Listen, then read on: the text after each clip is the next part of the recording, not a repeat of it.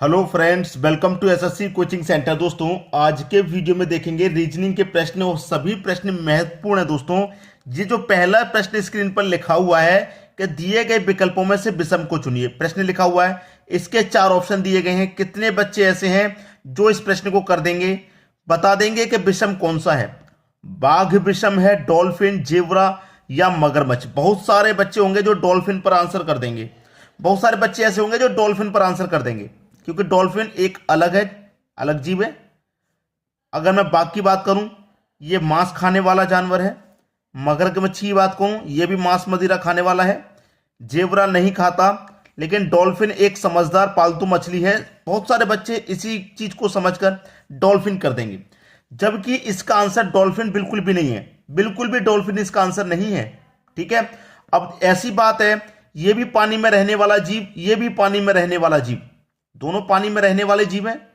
अगर एक होता पानी में रहने वाला, भाई ये दो बिना पानी के जंगल में रहते हैं, ये दोनों पानी में रहते हैं। अगर कोई एक पानी में रहने वाला होता तब भी हम सोच रहे थे भाई ये पानी में रहने वाला है और बाकी के 3 जंगल में रहने वाले। ऐसा भी नहीं है।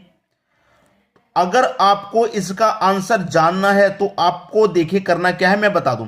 आपको पढ़ना होता है, हम रीजनिंग करा रहे हैं आपको पढ़ना होता है। जैसे कि मैं एक बड़ा सा राइट का निशान बनाऊंगा, बड़ा सा, बाघ से लेके जेब्रा तक और जाऊंगा डॉल्फिन तक। मैंने एक बड़ा सा राइट का निशान बना दिया। ये मैंने बड़ा सा राइट का निशान बना दिया। इसका मतलब क्या है कि बाघ, जेब्रा और डॉल्फिन ये तीनों क्या है? स्तनपायी जीव हैं।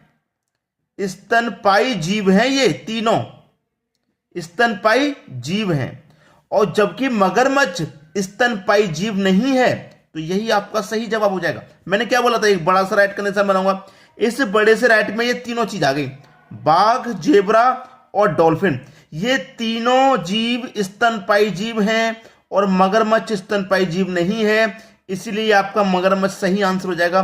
तभी तो मैं कह रहा था कि आपको इसके बारे में पढ़ना पड़ेगा कि स्तनपायी जीव कौन कौन से होते हैं, स्तनपायी जीव कौन कौन से होते हैं, या फिर कौन कौन से नहीं होते हैं। ये आपको पढ़ना पड़ेगा, तभी तो आपको नॉलेज मिलेगी, जानकारी मिलेगी, तभी तो इस तरीके के प्रश्नों को आप बना पाएंगे।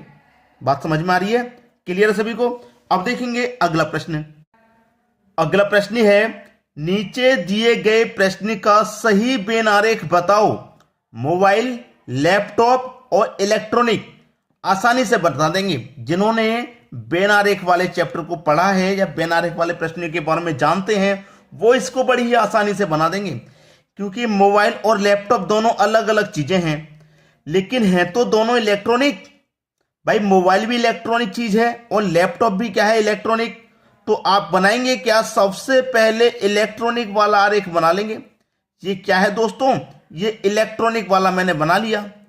इलेक्ट्रॉनिक वाला मैंने बना लिया, इलेक्ट्रॉनिक। ठीक है, अब लैपटॉप हो, मोबाइल हो, ये इलेक्ट्रॉनिक के अंदर ही तो आती है चीजें। जितनी भी मोबाइल हो या लैपटॉप हो, कंप्यूटर हो, सारी चीजें किसके अंदर आती हैं? ये इलेक्ट्रॉनिक सामान के अंदर आती हैं। ठीक है, इलेक्ट्रॉनिक के अंदर। तो लेकिन है तो दोनों अलग अलग चीज, तो दोनों को अलग अलग नाम दिया जाएगा। ये हो गया दोस्तों इलेक्ट्रॉनिक का। लैपटॉप मैंने बना दिया लैपटॉप। ठीक है, लैपटॉप। मोबाइल भी इलेक्ट्रॉनिक है, तो इलेक्ट्रॉनिक के अंदर आएगा। ये भी मैंने इधर बना दिया मोबाइल। ये क्या हो गया आपका? मोबाइल। मोबाइल। अब इस तरीके की आकृति आपकी कौन सी नजर आ रही है? आप बोलेंगे सर डी ऑप्शन में नजर आ रही है, तो डी ऑप्शन आपका सही आंसर हो जाएगा। क्लियर है? बहुत सारे बच्चे कर देते कि मोबाइल अलग हो गया, लैपटॉप अलग हो गया, इलेक्ट्रॉनिक चीज अलग हो गई, तीनों चीजों को अलग कर दिया, आंसर आ गया। गलत है। सी को भी कर देते हैं बहुत सारे बच्चे सही, कि मोबाइल और लैपटॉप जुड़े हुए हैं आपस में और ये जुड़े हुए हैं इलेक्ट्रॉनिक से, इस तरीके से कर देते हैं, जबकि ये गलत होता है। ठीक है, इसको भी बहुत सारे बच्चे आंसर कर देते हैं कि ये तो मैंने मान लीजिए बना लिया इलेक्ट्रॉनिक का। अब इलेक्ट्रॉनिक के अंदर ही क्या आता है आपका? लैपटॉप आ गया, मैंने इसमें शामिल कर दिया। और इलेक्ट्रॉनिक के अंदर ही मोबाइल आता है, मैंने इसको शामिल कर दिया। लेकिन लैपटॉप और मोबाइल को भी तो शामिल किया जा रहा है यहां पे। ऐसा नहीं होता। आप बेन आरेख को अच्छे से पढ़ेंगे तो सबको सही से समझ में आएगा।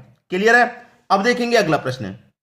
अगला प्रश्न है, दी गई श्रृंखला में गलत संख्या ज्ञात करें। एक श्रृंखला, एक सीरीज आपको दी गई है 8, 16, 24, 40, 62, 104, 168। सबसे पहली बात तो यह है कि जो श्रृंखला है हमारी वो बढ़ते हुए क्रम में है, कहीं भी घट नहीं रही, बढ़ते हुए क्रम में दी जा रही है। ठीक है, तो इसमें हमें करना क्या है? 8 में कितना जोड़ूं कि 16 हो जाए? आप बोलेंगे 8 जोड़ दो, बिल्कुल ठीक। फिर 16 में कितना जोड़ूंगा? 24। आप बोलेंगे सर 8 फिर से जोड़ दो, ये भी बात सही है, मैंने यहां पर दोनों जगह 8 जोड़ दिया। अब 24 से फिर 40 बनाना है तो 16 जोड़ना पड़ेगा। क्लियर है भाई? 24 से 40 बनाना, 16 जोड़ना पड़ेगा। और फिर 40 से 62 बनाना है। भाई यहां पे तो अलग अलग संख्याएं जोड़ी जा रही हैं, कोई सीक्वेंस में नहीं जोड़ी जा रही, कोई सीक्वेंस में नहीं जोड़ी जा रही हैं। इसका एक तरीका और होता है, तरीका नंबर 2। पहला तरीका तो फेल हो गया, मैं जोड़ने वाला। दूसरा तरीका क्या है? हम पहली दूसरी संख्या को जोड़ेंगे। 8 और 16 को मैं जोड़ूंगा तो 24। दो संख्याओं को जोड़ेंगे तो हमें तीसरी संख्या मिलती है, तो हमें तीसरी संख्या 24 मिल गई। अब हम इन दोनों को जोड़ेंगे, 16 और 40, 24 को तो 40 मिलेगा, यानी कि अगली संख्या मिल गई। अब इन दोनों को जोड़ेंगे, 24 और 40 को कितना जोड़ेंगे? 64 हो जाएगा। तो 62 की जगह यहां पर क्या आएगा भाई? 64 आएगा। मैंने मान लिया 64 आएगा, क्योंकि हमें गलत संख्या ही तो पता करनी है, मैंने मान लिया 64 आ गया। अब 40 में क्या करेंगे? 64 जोड़ देंगे तो 104 आ जाएगा, मतलब अगली संख्या में 104 मिल गई। अब 64 में 104 को जोड़ेंगे तो कितना हो जाएगा? 4 और 4 8, 4 और 4 8, 10 और 6 16, यानी कि 168 हो जाएगा, और 168 दिया गया। तो ये सीक्वेंस में कब लग रही है हमारी? जब यहां पर हमारा 64 आ रहा है, तभी आगे की संख्या हमारी सही आ रही है।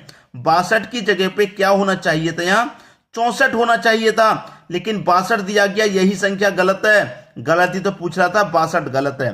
पहला ऑप्शन बिल्कुल सही। बात सभी की समझ में आ गई? अब देखेंगे अगला प्रश्न।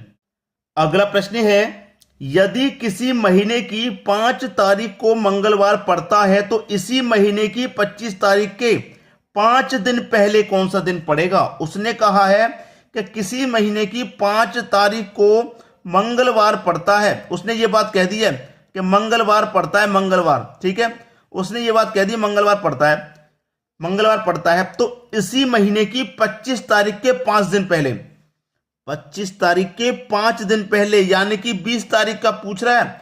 25 तारीख तक जाएंगे, उसके 5 दिन पहले कौन सा दिन होगा? तो 25 तारीख से 5 दिन पहले का मतलब 20 तारीख को कौन सा दिन होगा, ये पूछ रहा है, 20 तारीख का पूछ रहा है।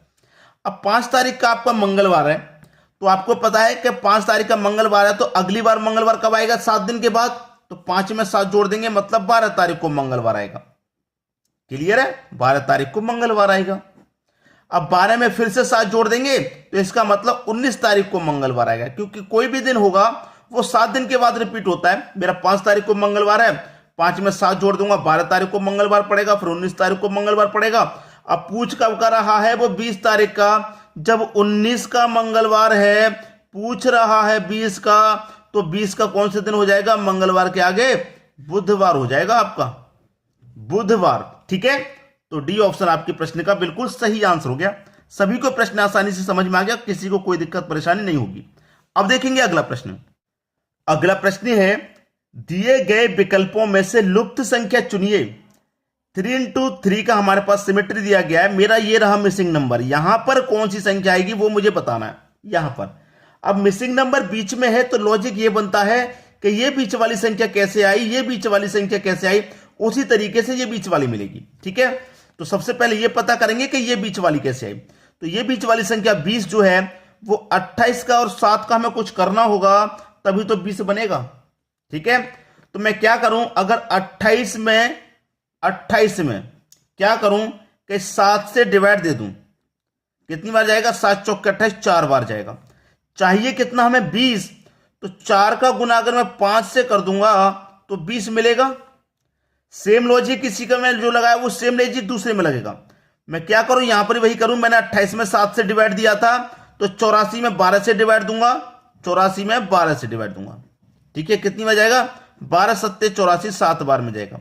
यहां मैंने 5 से गुना किया था, तो यहां भी 5 से गुना करूंगा, 7 पच्चे कितना? 35 हो जाएगा, और यहां कितना? 35 ही दिया गया है, बिल्कुल सही है।